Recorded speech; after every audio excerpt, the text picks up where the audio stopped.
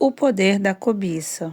O pecado da cobiça é bastante enfatizado na Bíblia, a ponto de ser proibido em um dos 10 mandamentos. Veja Êxodo capítulo 20, versículo 17. Jesus a descreve como uma das paixões malignas do coração humano. Veja Marcos capítulo 7, versículo 22 e 23. E Paulo a coloca como uma das características de quem está a caminho do inferno. Veja Efésios capítulo 5, versículo 5. Há duas palavras gregas para se referir à cobiça. Επιθυμία, Geralmente traduzida como luxúria ou desejo, e πλεονέκτες, que significa ansiar por mais de alguma coisa. Esse pecado é o desejo fixo em determinado objeto, até conseguir obtê-lo. Uma coisa é querer algo. Outra coisa completamente diferente é cobiçá-lo. A seguinte analogia ajuda a ilustrar essa diferença.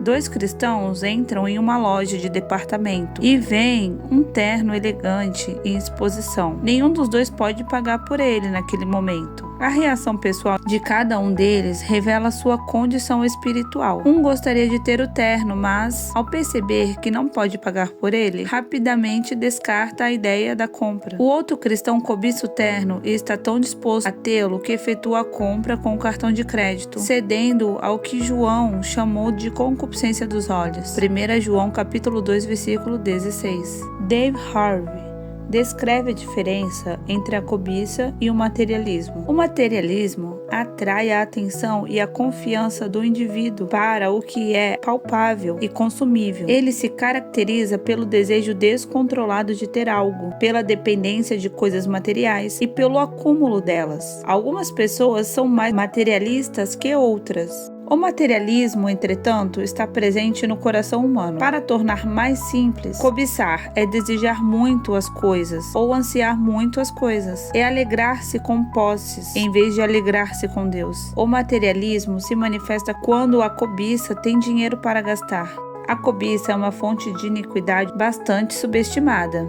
É um pecado quase sempre tirado do vocabulário da igreja. Os pregadores relutam em tocar no assunto. Quando mencionada em alguma mensagem, geralmente é tratada de maneira genérica e agradável. Apesar dessa repulsa nas igrejas, a Bíblia tem muito a dizer sobre o assunto. Paulo alertou a seu discípulo Timóteo: mas os que querem ser ricos caem em tentação, e em laço, e em muitas concupiscências loucas e nocivas, que submergem os homens na perdição e ruína, porque o amor do dinheiro é a raiz de toda espécie de males. E nessa cobiça alguns se desviam da fé, e se transpassaram a si mesmos com muitas dores. 1 Timóteo capítulo 6, versículo 9 e 10. O coração do homem é apaixonado pelo primeiro lugar. A cobiça, a qual origina esse impulso, é tão poderosa que Paulo a compara à idolatria. Isso porque, em essência, ela é um tipo de adoração a bens materiais. Veja Colossenses capítulo 3, versículo 5 e Efésios capítulo 5, versículo 5. O problema não é somente o amor pelo dinheiro, mas também pelos objetos de desejo adquiridos por ele. Os cristãos são influenciados por esse anseio sem refletir sobre isso. No entanto, seria sábio que cada filho de Deus examinasse o próprio coração. A devoção ao dinheiro é extremamente perigosa, pois nos afasta da fé. Quantos cristãos estão longe da vida de Cristo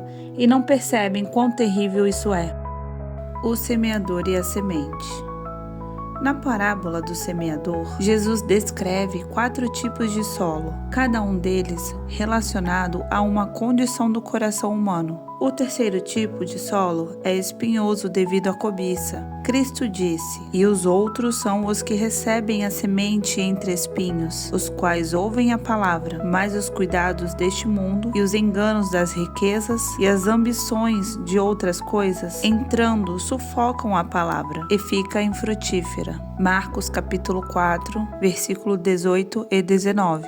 Esses espinhos, entre aspas, trabalham de mãos dadas. Representam os 3 passos que levam o homem ambicioso a recuar diante das verdades simples da palavra de Deus. Jesus nos dá uma imagem de alguém que acaba de se achegar ao Senhor daquele primeiro amor abençoado, o qual muitos dos que nascem de novo experimentam ao ter a mente cheia dos pensamentos de Cristo e passa a ser tudo na vida do novo convertido. O coração fica cheio de alegria, há uma nova perspectiva de vida. A grama é mais verde, tudo é maravilhoso. No entanto, Jesus diz que, ao longo do caminho, a ambição de outras coisas entram e sufocam a palavra. O coração, antes completamente satisfeito com o Salvador, permite que algo mal retorne, a cobiça, o desejo pelas coisas do mundo. À medida que a pessoa alimenta o monstro, entre aspas, seu apetite cresce. O coração é invadido pelos espinhos das distrações e em pouco tempo eles tomam tudo, sufocando a palavra, que antes era tão viva.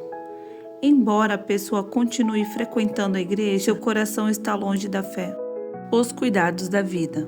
Há alguns anos conversei com um grupo de homens sobre a necessidade de simplificar a vida. No fim, um homem bem apessoado e ambicioso veio até mim para defender o seu estilo de vida com um argumento que eu conhecia bem. Só quero dar uma boa casa para minha família. Ao perceber que ele estava disposto a acreditar nisso, apenas balancei a cabeça educadamente e fiquei calado. Se o Senhor tivesse mandado, eu lhe faria algumas perguntas pontuais, como: você diz que se preocupa com o bem-estar da sua família. Se esse é o motivo do seu estilo de vida muito profissional, muito consumista, então por que você permite que a sua família passe horas diante da televisão todas as noites, sem se importar com as consequências disso? Por que você não tem tempo para os seus filhos? Por que você não separa um período do dia para interceder pela sua filha adolescente e rebelde? Por que não existe um altar familiar na sua casa? Não é verdade que você é um viciado em trabalho, movido pela ambição de estar na frente e pela paixão por acumular bens materiais? Tem certeza que a sua preocupação é com o interesse deles e não com os seus? Talvez a transparência dessas palavras tivessem chateado aquele homem. E essa não era a minha intenção. Contudo, essas perguntas são legítimas e todos nós devemos considerá-las. É muito fácil subestimar o poder de atração dos encantos deste mundo. Quem escapa do Senhor acaba envolvido com os cuidados deste mundo, ou seja, com as responsabilidades da vida, como alimentação, habitação, vestuário, transporte, educação dos filhos, seguros, contas e assim por diante. Os cristãos responsáveis é provedor da sua família, como orientam as Escrituras. Veja 1 Timóteo, capítulo 5, versículo 8. Porém, Jesus mandou não deixar que a preocupação com essas coisas nos consumissem. Devido à importância do assunto, Cristo lhe dedicou uma grande parte do Sermão do Monte. Não andeis cuidadosos quanto à vossa vida, disse ele. Veja Mateus capítulo 6, versículo 25. Em termos de importância, esse mandamento se equipara à ordenança de não adulterar. Entretanto, mesmo assim, ainda é visto como se fosse somente um conselho irrelevante de um avô condescendente. Responda honestamente: a ansiedade quanto ao dinheiro não reflete o medo, a insegurança e a falta de confiança? Ou mesmo uma aversão implícita à falta de conforto? Em vez de aprender a dar gratuitamente, veja Mateus capítulo 10, versículo 8, e a buscar primeiro o reino de Deus, veja Mateus capítulo 6, versículo 33. Como Jesus nos ensinou, não é verdade que a nossa maior preocupação é proteger os nossos bens materiais? Cristo confrontou esse modo de pensar ao dizer: porque qualquer que quiser salvar a sua vida, perdê-la-á, mas qualquer que, por amor de mim, perder a sua vida, a salvará. Lucas capítulo 9, versículo 24. É pecado tentar salvar a vida que devemos perder.